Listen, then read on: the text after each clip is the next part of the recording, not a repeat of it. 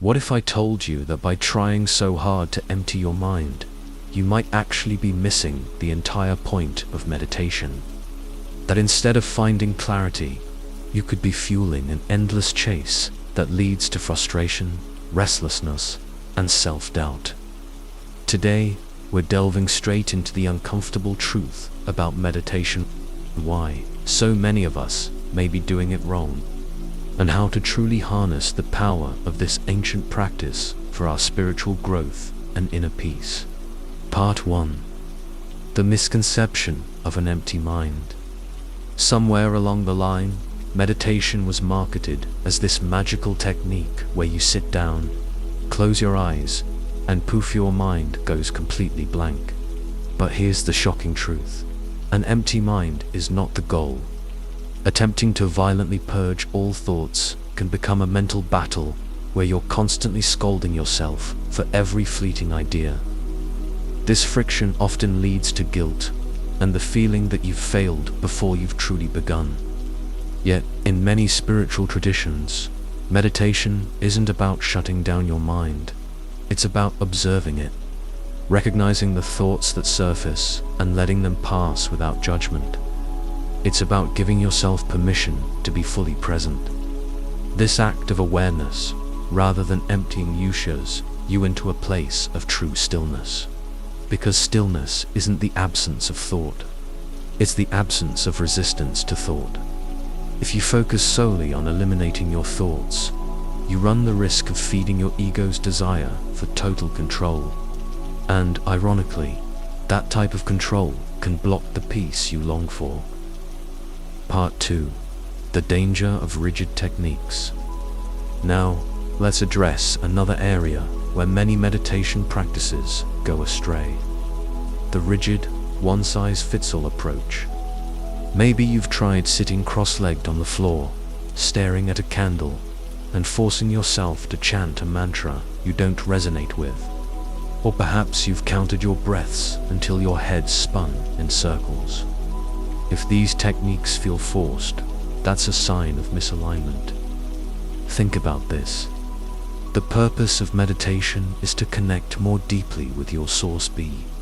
That God, the divine, the universe, or however you personally name that sacred presence. This connection can happen in myriad ways. With eyes open, eyes closed, through silent prayer, or through mindful walking.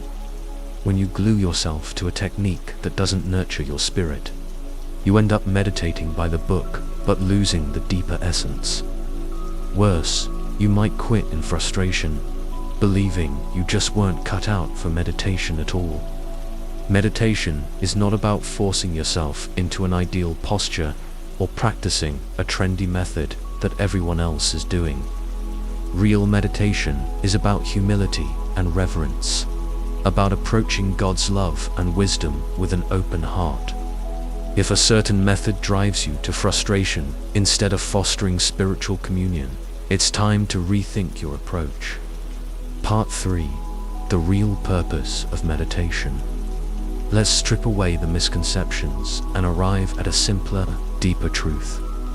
Meditation is a sacred pause that allows us to remember who we truly are. Divine creations capable of immense compassion, love, and understanding. 1. Connecting with the divine.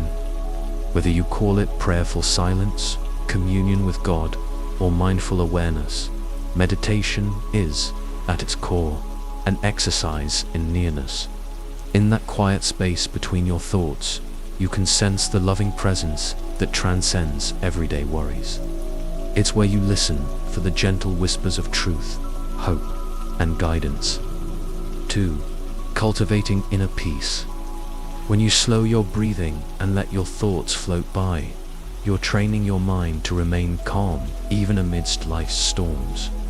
You're teaching yourself to hold steady when anxiety or anger threatens to consume you.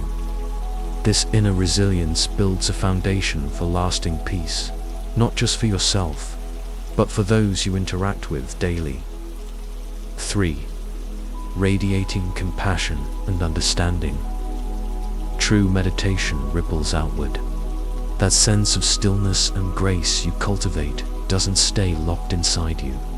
It expands, transforming how you perceive others. You become more patient, more empathetic. You find it easier to forgive and to accept. This is how meditation helps you become a vessel of love in the world, a living example of God's light. Part 4. Common pitfalls that keep you from real progress. If you suspect you might be doing meditation wrong, you're not alone. Here are some of the most common pitfalls. 1. Expecting instant euphoria. Many believe that as soon as they close their eyes, a celestial choir will sing, and they'll vanish into cosmic bliss. When that doesn't happen, disappointment creeps in. But meditation is a practice, not a magic trick. Sometimes you'll feel serene. Other times, you'll wrestle with racing thoughts. Both are valid experiences that refine your inner strength. 2. Worrying about proper form. Yes, posture helps. A steady, upright spine can keep you alert. But it's equally important to listen to your body. If kneeling is painful or sitting on the floor isn't feasible, meditate in a chair or lying down. Your intention matters more than the contortions of your legs. 3. Using meditation as an escape. Running away from problems by escaping into meditation won't solve them. In fact, it can create a deeper divide, where issues fester just outside that momentary calm. Instead, bring your challenges into your practice. Ask for clarity on them. Observe your reactions to them, and be willing to face them with courage. Meditation is not a hiding place. It's a healing place. 4. Ignoring the spiritual dimension. In our modern era, meditation is sometimes reduced to a purely mental exercise. While mental well-being is crucial, ignoring the spiritual dimension can rob you of the profound connection you seek.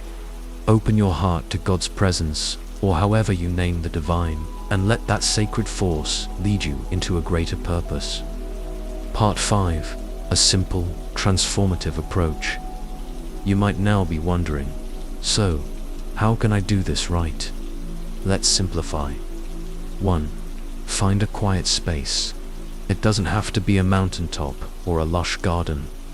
It can be your bedroom before dawn or a corner in your living room. Consistency matters more than the exoticness of the location. 2. Set an intention. Before you start, quietly set your intention. It could be as simple as, I am here to connect with God, or I release all that does not serve me, or I open my heart to divine love. This spiritual anchor will help guide your practice. 3. Breathe naturally. You don't have to force any particular pattern, though gentle, slow inhalations and exhalations can help you relax. Focus on your breath just enough to keep you present. 4. Observe thoughts without judgment. Thoughts will come. Let them. Acknowledge them briefly, like passing clouds in the sky. Then gently return to your breath or your intention. The key is not to label them as good or bad, but to witness them as they arise and fade. 5. Invite the presence of the divine. Whether you offer a silent prayer or hold an image of light in your heart, let this practice remind you that you are never alone. In that quiet space, you connect with a love that surpasses all human understanding. 6. Close with gratitude. End your meditation by placing your hand over your heart or simply bowing your head in gratitude. Give thanks for the precious moments of stillness, for the insight you received, and for the divine love always accessible to you. Part 6. The unexpected payoff. So, what's the payoff? If you approach meditation with humility and sincerity, you'll notice subtle shifts in your life. You become more patient with loved ones, more resilient in adversity, and more attuned to life's deeper meaning.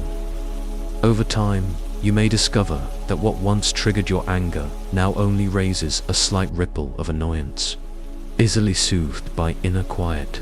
This transformation is the real miracle. You become a vessel of peace, a living channel of God's love and compassion. The shocking truth, then, is that meditation is not merely a relaxation technique or a mental hack. Done with reverence, it is a profound spiritual discipline. If you approach it mechanically or chase after dramatic results, you risk missing the real treasure. But if you embrace it as a journey to align your heart and mind with the divine, you'll find blessings far beyond what you ever imagined. Remember, the true essence of meditation lies in sincerity, presence, and openness to the divine. If you ever feel you've failed in your meditation, take a step back and ask, am I trying to force something, or am I allowing grace to guide me? In a world brimming with noise, a few moments of genuine stillness can feel radical, almost shocking. But it's in those moments that we rediscover our core, the spark of divine light that was there all along. Let that spark guide you, let it expand into your day, and let it transform the way you see yourself, others, and God's creation. If this message resonates with you, share it with someone you know is searching for deeper peace and understanding.